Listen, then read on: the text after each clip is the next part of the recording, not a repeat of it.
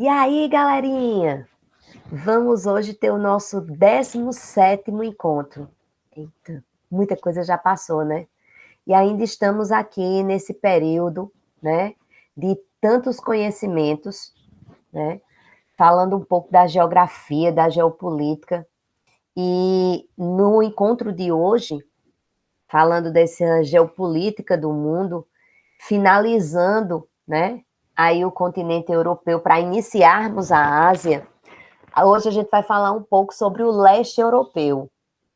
E quais são os pontos fundamentais para que a gente possa entender esse leste europeu, Valesca? O que é que lá no leste europeu tem de tão importante que pode ser que isso vá fazer uma diferença para mim quando eu estiver fazendo lá o Enem, né? Qual a diferença? Como é que o leste europeu vai se configurar na minha visão e naquilo que eu vou fazer no meu cotidiano a partir das questões que eu vou encontrar lá no ensino médio, lá nas questões do Bernoulli, lá nas questões externas que vocês vão fazer de outros simulados que a escola também faz. Gente, a gente vai tentar entender agora como se dá o processo de separação entre Europa ocidental e oriental, que a gente chama de leste europeu, né? E dentro dessa configuração, a gente vai ver que o processo histórico dessa região também foi muito diferente em termos, inclusive, de como se deu o processo de independência. Diferente da parte ocidental, o processo de independência do leste europeu também foi bem diversificado, em termos, quando a gente fala de tomada de decisões, de como se configurou esse território. Olha só, a gente começa falando sobre o leste europeu e a gente começa falando sobre a formação, né? A princípio, a gente mostraria as características do leste, que são bastante diferentes, né? Elas são diferenciadas por quê, Valesca? Por que o leste é tão diferenciado da porção ocidental? E aí, quando a gente está começando a falar sobre essas diferenças, né, tentando mostrar essas características, a gente inicia essas características tentando mostrar para vocês que lá no início do século XX, que para a história, né, é um processo muito novo, muito recente, a região do leste europeu era ainda dominada por impérios, né? Nós tínhamos ali os impérios como o Império Alemão, aí como está sendo bem colocado, otomano, austro-húngaro e o russo. Então, enquanto do lado ocidental, na porção ocidental da Europa, já tinha um processo claro de independência, né? Os países já passavam pelo processo claro de independência, o leste europeu não, ainda vivenciava uma clara configuração ainda de impérios, né? O que configurava com essa clareza de impérios também uma falta de independência da sua população, né? A sua população estava muito presa à figura ali de um imperador, de uma família, né? Nós observamos aí que apenas Sérvia, Bulgária, Romênia e Grécia eram realmente independentes. Então, essa configuração, ela só vai, né, começar a mudar com o fim da Primeira Guerra Mundial. Então, a Primeira Guerra Mundial passa a ser um divisor de águas na formação, né, territorial do leste europeu. Então, tenham a Primeira Guerra Mundial como um divisor de águas para essa formação territorial do leste europeu. Lembrar sempre, a Primeira Guerra Mundial é o momento, quando ela se finda, ela leva também ao fim de diversos impérios na região ali da Europa. A gente tem que colocar na cabeça que eu estou falando da região da Europa, do leste europeu, né? Por quê? Porque a região se fragmenta em vários países, ou seja, os impérios eles vão se transformando em novos países, tá bom? E quais são as transformações que vão ocorrendo dentro desse leste europeu ao longo do tempo? A mais importante transformação, né, é pós-Segunda Guerra Mundial. né? A Primeira Guerra Mundial é muito importante porque a gente tem um fim, a gente finaliza ali os impérios, né? Mas a Segunda Guerra Mundial, ela tem uma mudança muito, uma configuração muito importante dentro do leste europeu, porque as mudanças não são apenas de fronteiras entre países, mas a gente começa a visualizar um novo modelo político-econômico, né? Porque nós tivemos com o fim da Segunda Guerra Mundial, né, do aspecto mundial, dois grandes vencedores, Estados Unidos e União Soviética. E dentro dessa perspectiva, né, absorve-se aí um novo modelo político-econômico adotado a partir de então. Então, o leste europeu adota o socialismo e os países aliados ao RSS, né, a União das Repúblicas Socialistas Soviéticas, estavam associados por tratados. Agora, quais são esses tratados, né, Valesca? Que tratados são esses?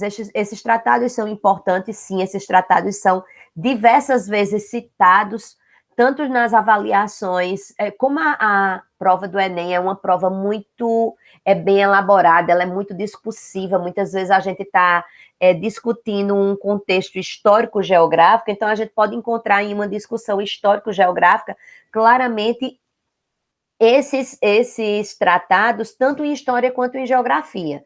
Então, os principais tratados que foram adotados a partir, né, desse novo modelo político-econômico lá no leste europeu, primeiro é o Comecon, que é o Conselho para a Assistência Econômica Mútua, e o Pacto de Varsóvia, tá certo? Valesca, o que seria cada um deles? A gente vai falar sobre cada um deles agora. Bom, o Comecon, ele é criado em 1949. Finda-se a Segunda Guerra Mundial em 1945. A gente começa a ter uma configuração nova de mundo, uma divisão entre capitalismo e socialismo. Em 49 é criado o Comecon. Qual é o objetivo central desse Comecon, né?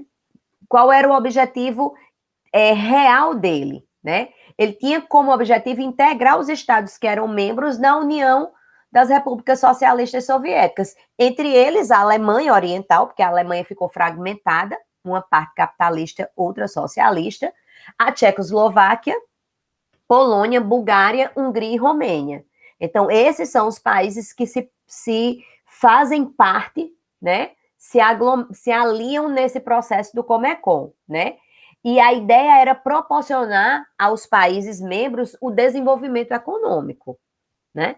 Aí vocês dizem, Valesca, ele tem a ver com algum outro pacto econômico que aconteceu dentro do regime capitalista dentro da Europa? Sim. O Comecon, na verdade, é uma resposta ao Plano Marshall, que a gente já estudou anteriormente, tá certo? Junto com o Comecon, a gente tem o Pacto de Varsóvia, que também é uma resposta. Vocês vão ver agora aqui, porque o Pacto de Varsóvia, ela, diferente do Comecon, que é uma aliança econômica, o Pacto de Varsóvia é uma aliança militar, né, entre os países socialistas.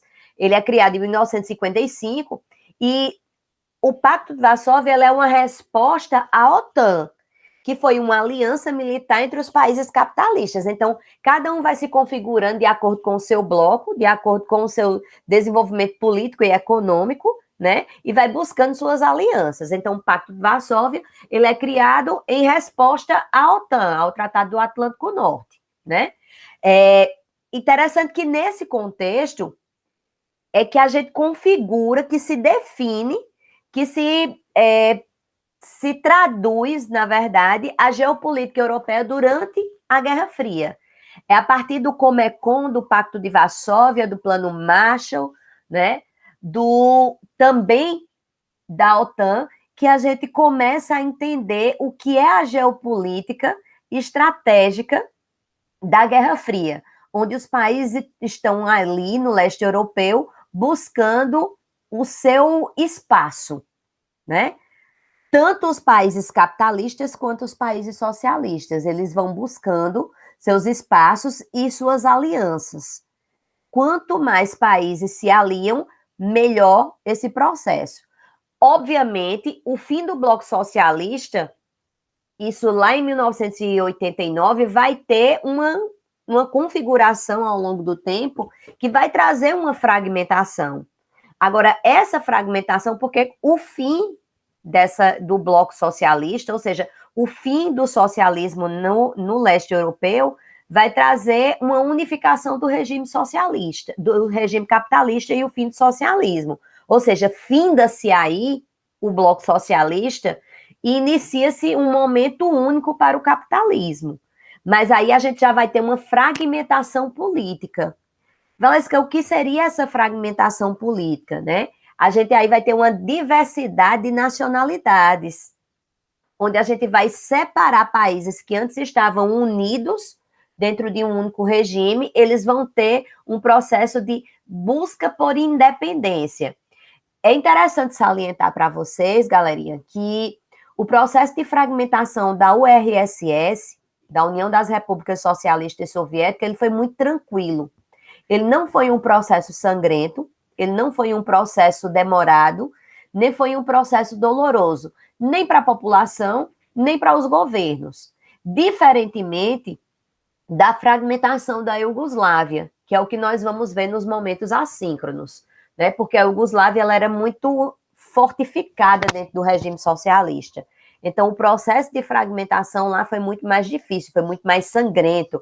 As guerras que foram criadas a partir do fim do socialismo, né, em 1989, ali no leste europeu, foi devastadora para aquela região da Iugoslávia, né, e a criação de novos países também, trazendo uma configuração internacional, inclusive de grandes punições para alguns líderes daquela região. Então, nos momentos síncronos, a gente vai falar um pouco mais sobre esse processo, a gente vai tentar entender melhor como nós vamos configurar a Europa, o leste europeu, depois desse período da Guerra Fria. Obviamente, é algo que a gente já vem discutindo, mas a gente tem que, para encerrar a Europa, tentar trazer essa realidade do leste europeu de uma forma muito mais clara, uma visão muito mais clara para vocês, porque a gente sai agora da Europa para entrar em um novo continente, que é o continente asiático, a partir das próximas semanas. Então tem que ficar tudo muito fechadinho, porque é um conteúdo que a gente agora só vai rever no ensino médio. Então, a partir do segundo ano do ensino médio é que a gente vai começar a rever tudo isso. Então, fixar esse conteúdo é muito importante para esse momento que a gente está vivenciando agora. Tá bom, galera? Então, façam a atividade do formulário. Eu coloquei umas questões aí para que vocês pudessem fazer. Coloquei 5 questões no formulário, todas de múltipla escolha, para vocês treinarem. Treinem primeiro, tentem acertar. Depois é que vocês vejam se realmente vocês acertaram ou não. Não busquem logo as respostas certas, não. Tentem a partir daí ver como é que estão os conhecimentos de vocês. Marquem lá, qual é que vocês marcariam? Depois vocês marcam se realmente é alternativa ou não. Vocês vão buscar depois as alternativas para ver se estarem certas, para que vocês comecem aí treinando os conhecimentos de vocês a partir das nossas aulas, tá bom? Um beijo no coração de todo mundo, fiquem com Deus e uma ótima semana.